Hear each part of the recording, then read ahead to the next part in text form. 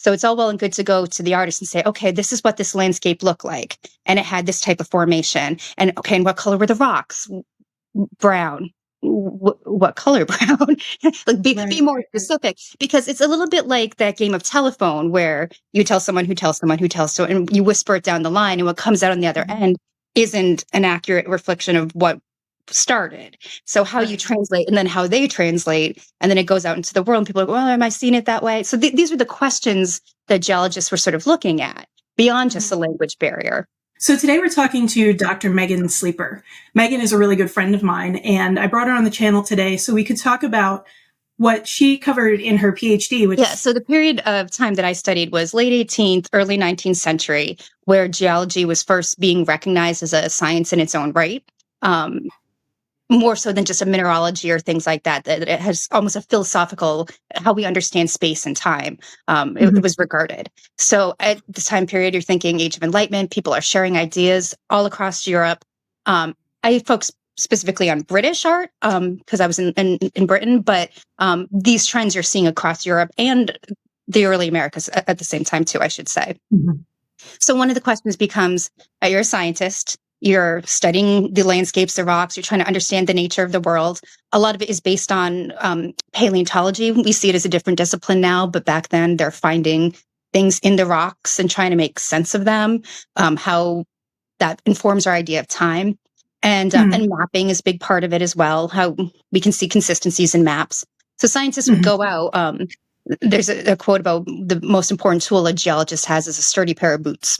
So you go into the field with a notebook, and you observe whether it's a rock formation or whatever, a fossil that you find, whatever it might be that you're working on, and then you come back. And so all you have is your notebook and your sketches. Now, most artists, most geologists weren't artists. Some were, but whatever system you have of note taking and drawing, you then have to translate into something that you can share, because ideally scientists share their work. That's what it's about. They can replicate it. Oh, I found this too. I saw this too. But there's a challenge. One is across Europe, so there's language barriers.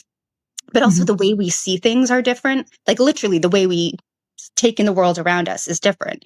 So obviously, if someone's colorblind, they're going to see something differently than someone who's not. Those kind of sensory differences.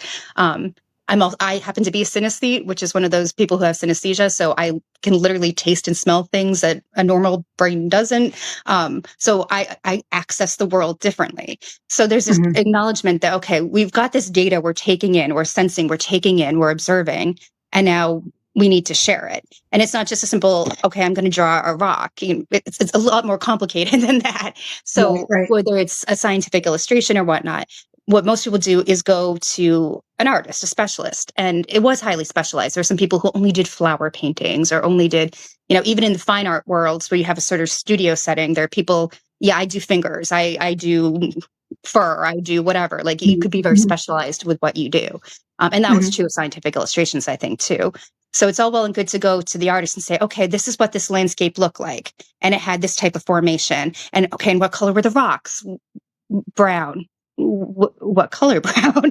Like be more specific, because it's a little bit like that game of telephone where you tell someone who tells someone who tells so, and you whisper it down the line, and what comes out on the other end isn't an accurate reflection of what started. So how you translate, and then how they translate, and then it goes out into the world, and people are like, well, am I seeing it that way? So these are the questions that geologists were sort of looking at beyond just the language barrier.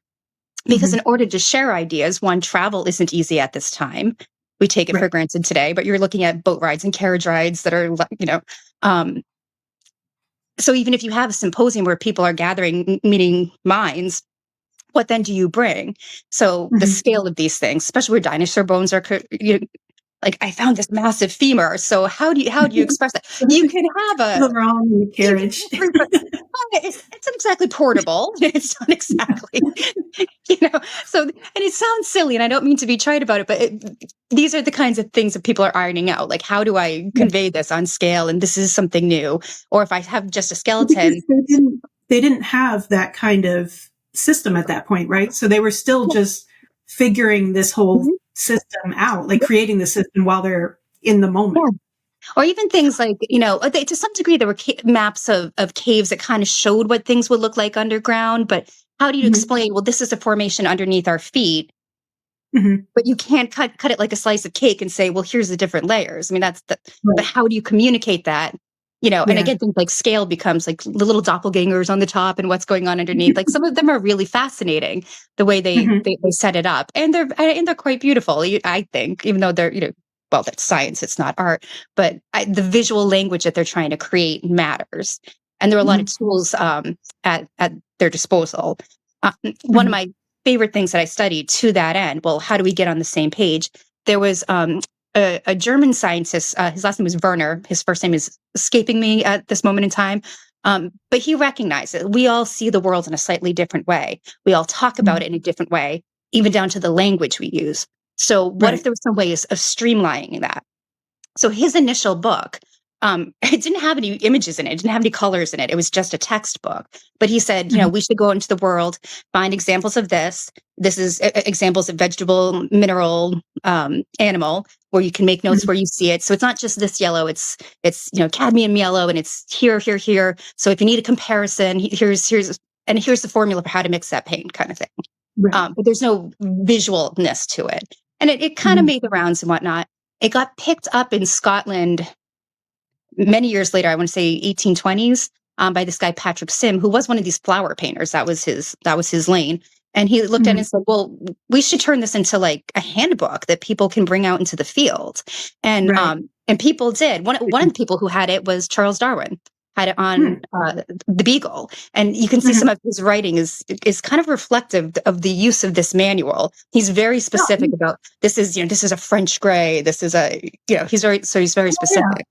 But Huh. what the book is, it divides it by his book is less text, more charts, exact kind of. So Mhm. imagine going to a paint store and you grab the reds. So you're going to have almost a gray scale of different types of colors, one with a little bit more blue in it, one with a little bit more yellow in it, and variations thereof. And then next Mhm. to it, so there's actually a painted swatch. And then next to it, there's an open box, animal, vegetable, mineral, where they Mhm. either record things, oh, you're going to see this yellow in this type of bird's wing, but some of them Huh. are open. So you can add what you saw into your own little boxes. So you Hmm. can make those connections. But you have this thing. So you're taking notes in your notebook, you're using this as a manual. You can Mhm. go back to the artist and say, it's this specific thing. And then they don't have to guess. You're kind of taking out the Right. middleman of, oh, I guess he wants this kind of red. No, it's specific. This many parts yellow to this many parts, whatever. And they Mhm. so you can have greater accuracy. And it's sort of Mhm. about streamlining the conversation, which I kind of like. I said it's a very hopeful book because I think it's okay. We're all Mhm. out there. We're all doing this good work. We've got a common Mhm. ground that we can talk about things with, and we're all working from the same page. It's a very Right. collaborative thing because the more you start filling in those boxes of, oh, I saw it in this type of flower in South America, or I saw it here, you're building a bigger picture of the world and hopefully making more connections. So Right. I adore that book. It's fascinating because even just the way it's made, you print the book and all the different Mhm. signatures, but then you have to go back and those boxes were hand painted in. So you Mm. have to make a run of color because this is hyper specificity, right? So Right. you Right. get this Right. one specific color, you mix a batch of it, and let's say it's a run of 200 books or whatever it is. I don't honestly know. You go in and Right. paint them all in, and then you paint in the next box. So I mean, unless you leave it out in the sun to bleach it, somebody Mhm. using that handbook in Scotland has the exact same color as somebody in the Alps or wherever. I don't think like I think I've seen this book on Internet Archive. And if I have, I'll kind of scroll through it a little bit so people can see like what we're talking about. And I never really like I kind of comprehended, first of all, they're not using Pantone colors and like coloring it out on a printer. Like I comprehended that, but I didn't really then go the next step of, well, then somebody had to mix these and had to paint them, like that extra step. But it's really fascinating how like, we've gone from this phase of describing the color to the artist to then would you consider like this the next phase of like having, those books in front of you, or Yeah, were like maybe. people work at this point to like see what these things would look like? Like, where does this part come in? Or I are think, they taking this out in the field with them as well? yeah, I think it takes some of the guesswork out. Plus, it's Mm-hmm. so like unless you are an artist, there's a famous painting by the Pre-Raphaelite painter Millet that he did of John Ruskin. which Mhm. there's a whole backstory and family drama to go with that, but we'll save that for another day. But Yes. he went to Scotland with him. He's sort of Mhm. fallen in love with Millet's wife, with Ruskin's wife on the side. That's all going on in the background. But he Oh, so commissioned, it's yet another yeah, episode. it's the juiciness of that aside. He commissioned this this portrait of him, and he's standing by a Mhm. waterfall, and but it took forever to do, and it was one of those things where Nana, you can't just go back. You can't just go back to the lab. We are doing this on site. So every rock, every the capture of light, every leaf that falls is like Mhm. painstakingly done on site with such detail. You know, and that's something that's considered a fine art discipline as opposed to maybe a scientific print might not be considered so by some. And I Right. get that, but the specificity of it is Mhm. now we can take that up a notch. And a lot of scientific drawing doesn't have color. Mhm. Yeah. But this allows for it. And for a discipline like geology, where the color of something might matter. So one, how you perceive it, then how Mhm. you portray it. Again, it's like that. If you're colorblind, you don't even know that other colors exist, kind of thing. But it just Right, allows right. the streamlining of the language in Mhm. a way that maybe hadn't previously been done, I would think. I don't know to what Mhm. degree this book was widely circulated, but I mean, up enough, like I say, Darwin had it. So it's not like it was, It it was a wasn't known hidden book. in closets somewhere. Yeah, Yeah. it's almost a manual. Like this is the Mhm. language we use. This is the way we talk about it. This is what we're going to call the colors. And in that respect, it's you're taking it out of the artist's studio and you're putting it in the Mhm. hands of a scientist, Mhm. which I kind of like say, and then they can share from there because science is at its best when we're sharing with each other and learning Right. more, expanding our knowledge. So I that's mean, why I I say think art book. is too. I think that's why, like, I obviously, you know this, I was a scientist at one point. And, I think maybe that's why, like, I look at scientific illustration and I was like, there's a lot of work that goes into that. Like, back then, now, there's a lot of work that goes into it. So for me, like, I look at it and see art. But I know, like, there's often been this divide between what is kind of I don't know, would you call it like descriptive art? Like scientific illustration is kind of like it's describing the thing that exists there. And your intention is to describe it in the closest to reality that you can get because of that need for scientific communication. Whereas art, at least from my perspective, has more of like almost the emotion end of things. Like you have a lot more leeway. So even if you're going to, for example, I have a microphone in front of me, even if I was going to depict this as an artist, I still have a lot of leeway, a lot of places I can go, even if I try to make it as realistic as possible. Is that something that is that divide something that was existent back then? Was there like, you're an artist or you're a scientific artist or like is that divide real? Basically is what I'm saying. Maybe. Well, I think it depends. Like there were some geologists that were artists Mhm. who did their own drawing or had someone in their. Buckland was one of them. He's got some amazing illustrations and books. He was on site when this landslip happened. It's slightly different from a landslide. 83, 1853. I can't remember the year. It doesn't matter. But there's this Mhm. major catastrophe happened where part of the Mhm. coastline slipped away but was still standing. So it's not a landslide. It's something a little bit different. And he was on Mhm. hand when it happened. So he could illustrate it and go up and down all the miles of the coastline and record the changes at different things. And it's this beautiful book that I Mhm. love because the prints are at the foremost and the text is separate. And again, I don't want to get too much into how books are printed, but it's kind of a thing to look at his description You of take this that from event them. because that's the preference, the superiority of how the page is set out goes to the Right. prints. And then the text pages are kind of like they look kind of awkward, but they have to be the same shape and size as the print. So they're in Mhm. text panels that are kind of anyway, it's a funny little object, but he was an artist and his wife was as well. Mhm. But Mhm. not every scientist has that luxury. And that's where you have Right. to rely when you have to rely on an artist. Mhm. That's where it comes in. So I don't know if it's so much there was a divide. I think it's just the circumstances of the geologist. What tools do you Mhm. have in your belt? And if illustration isn't one of them, you have to depend on someone else. It Right. becomes a need. But then Mhm. likewise, if you're an artist and you're not a geologist, okay, I can kind of envision what you're saying, but give me some more tools so I can understand it. And Mhm. even where depicting a landscape is concerned, just because something's didactic doesn't mean it's not beautiful, and just because something's Mhm. beautiful doesn't mean it can't be didactic. So Right, right. I'm a little bit more lenient with that, but the intention of the artist or scientist, absolutely, I think that does matter. But yeah, Mhm. I don't know if that answered that question or not. Yeah, I think so. So when we're thinking about that time period, and what's the time period again? I've forgotten already Like that we're talking. 1785-ish up through mid 19th century is sort of where I cut off. Yeah. Okay. So was there a was geology a thing beforehand, or was it more about mining and things like that? Or was this like the start of when Yeah. geology started? Yeah, Okay. kind of. So Hutton was the first big one that came on the scene.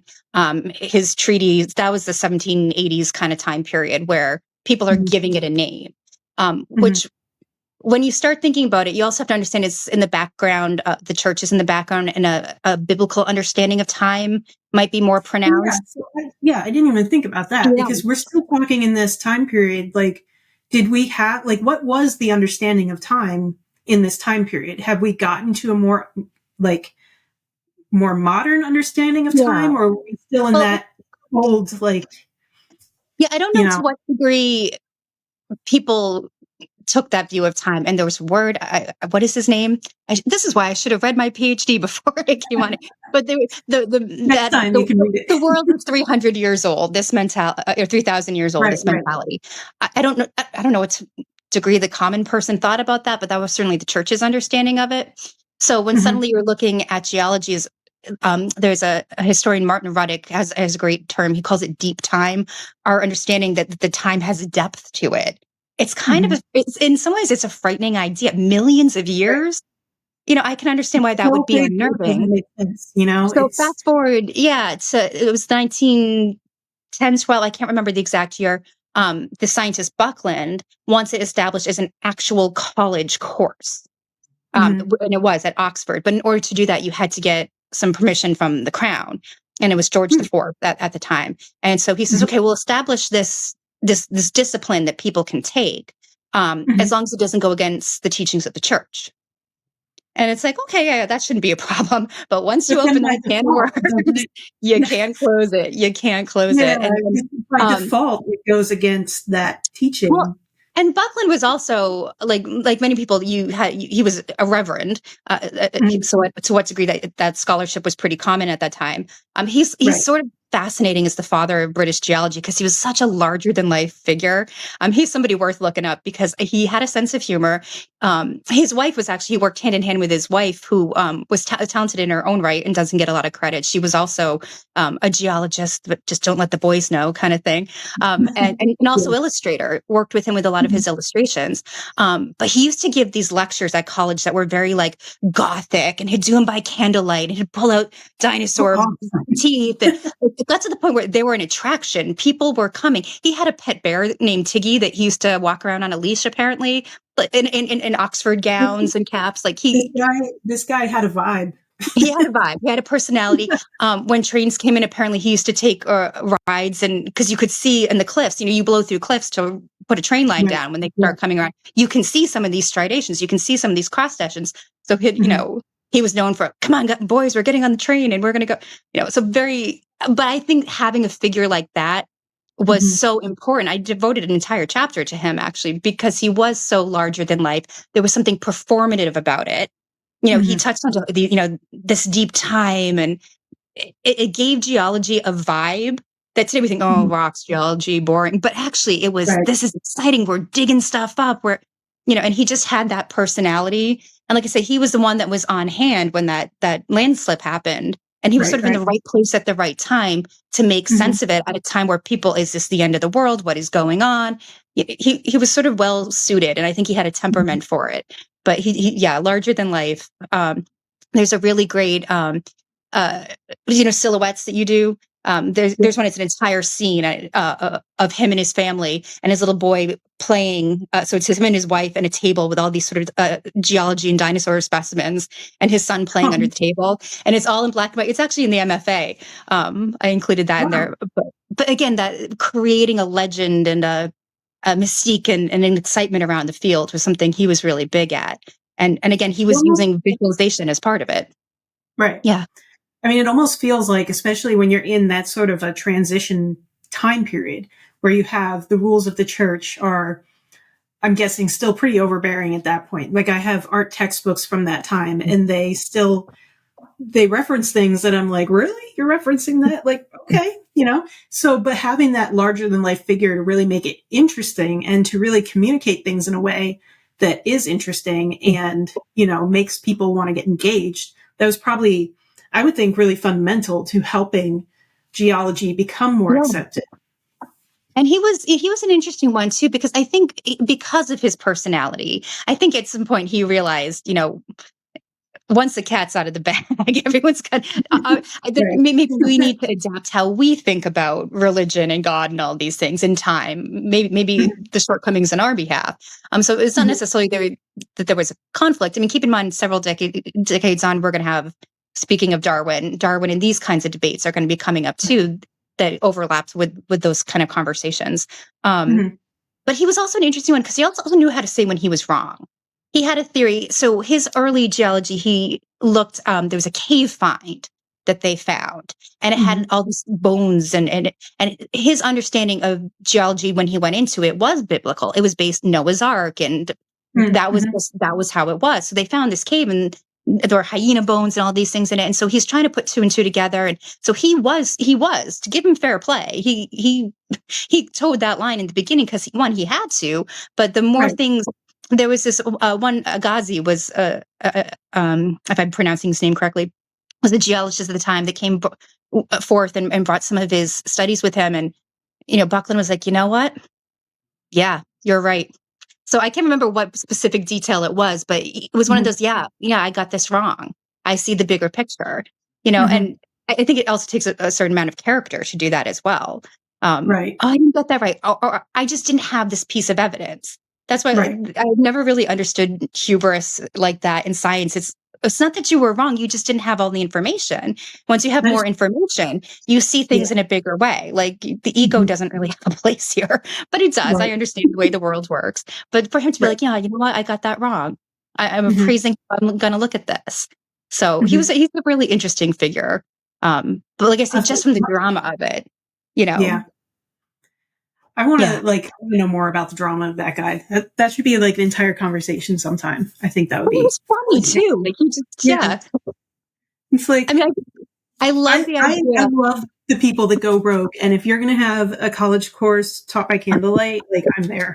Well, but Like that's just like the idea that college boys, and I imagine they weren't that different in 1820 than they are today, like no, coming to an evening lecture and something that isn't your discipline just to see this dude.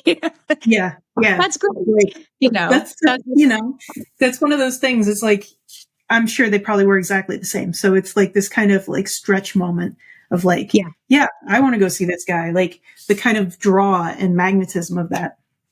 But if you walk So away from, I never thought about time like that. Huh. I never, there's more mhm, than just, oh, can I open up a copper mine and make money? right. That is actually more philosophical. Oh, okay, I want to think more about that. That's what I Well, like. I want to kind of touch on that next. So when you and I were emailing about this, you brought up communication a lot. And part of the reason I wanted to do this channel was that for me, art is communication. It's communication between one another and also across time.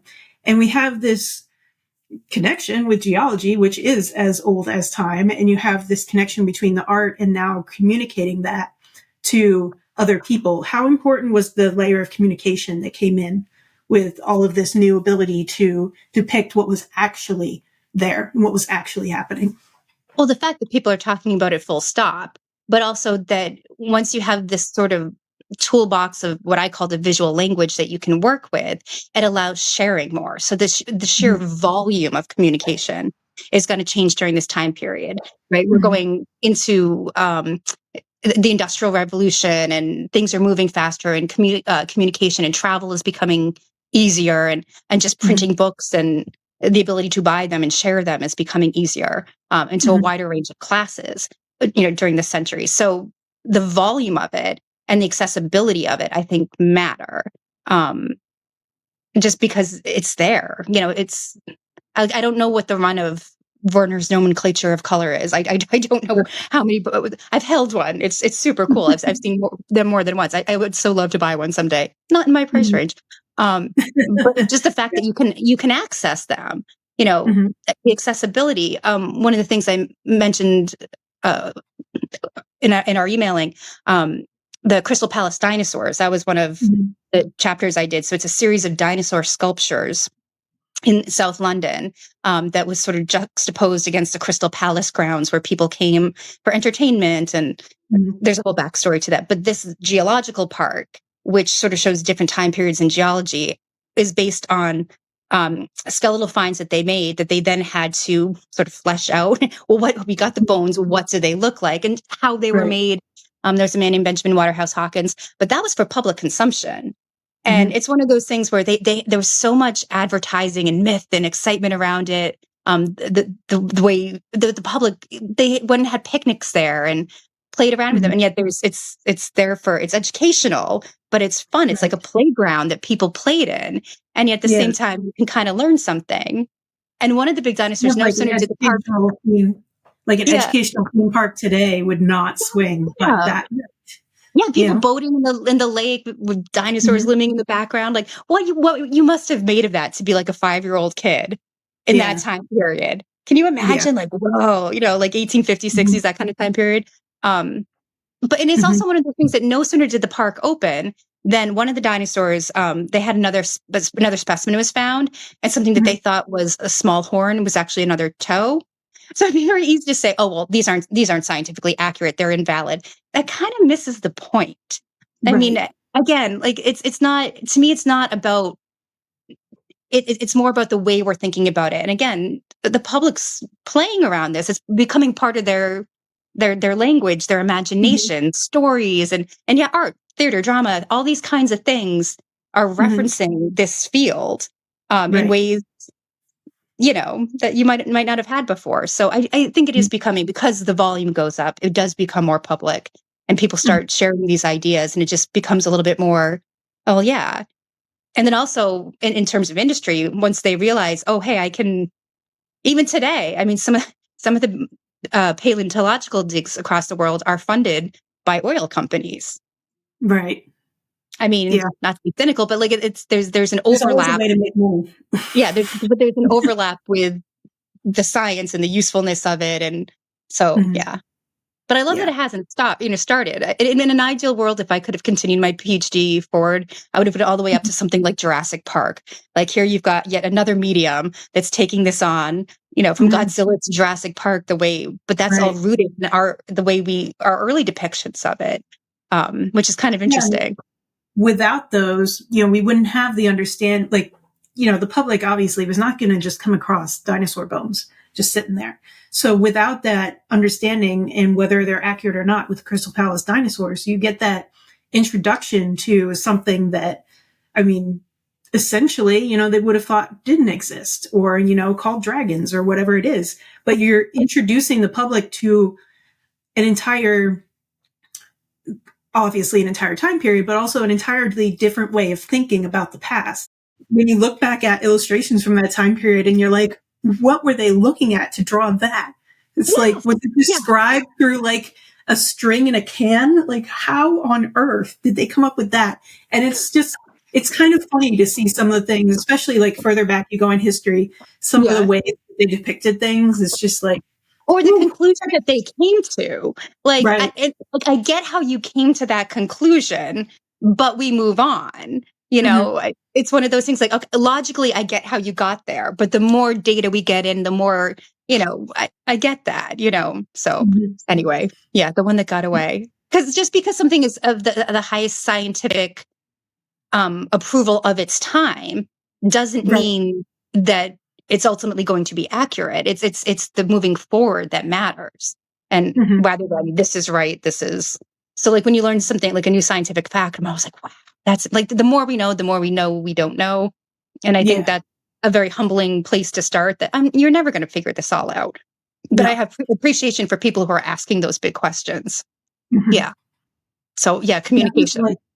That was like the best kind of ending for this. Oh. Like, that's the perfect place to stop, because like I think when we're talking about art in general and the communication of art, that kind of sums it up right there. We're not at a point today where we are seeing things perfectly. 100 years from now, they're going to look at what we did and be like, okay. But then at the same time, when you look back into history and you look back at those old works that are done and you can see how far we came, sure, but also how they were trying to figure things out and how they were trying to do things like come up with the color.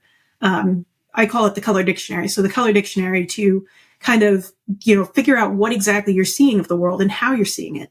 And, that communication goes both ways. So it's not just communication, between, say, you and me as artists and scientists or whatever it is, but the communication through time and that real legacy, that string of legacy that like goes off through time in every direction. For me, that's what art is. And, that's why I create art in the first place. Yeah. But I think when we look at the scientific illustration world in particular, we can see that string and we can see that common thread that, kind of pulls through the whole.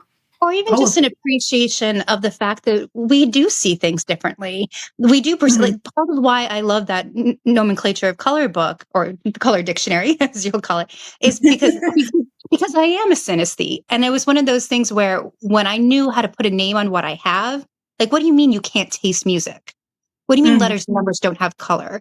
Like almost every synesthete has that experience of being young. Next. I think like the idea that the way we access the world and try and make sense of it, for all of us, it's different. And I do think finding some scientific common ground really does matter, but also like live and let live, dude. Like just, we all experience, we're all getting through this together. Calm down. Like the calm down, which is where art comes in, is like I think like a breath of fresh air. Just calm down. It can inflare, but it can also be a soothing balm in a time when let's well, we can talk about we can talk about the times when it likes to flare things up at another time, because I think I think both of us need like that soothing art today, and soothing balm of geological art. Don't go look up the portrait of Ruskin and the backstory, because it's pretty spicy. Oh, we are totally talking about that another time. So I just want to thank you, Megan, so much for joining me, because I love you and you're awesome. And I'm so glad we got to talk about art. Love you. That we got to talk about art today. It's a different lane for us, but I look forward to having you back and we can talk more. I can tell you all about Buckland and his pet bear that he took around. Yeah, I want to hear about the pet bear, and I want to hear about the drama. Yeah, we're going to talk about it all. Awesome. And I'll just say thank you. It's been an absolute pleasure chatting with you. Yes, and I'll bring some exciting topics for next time. Awesome. All right. So until next time, I'll see you later.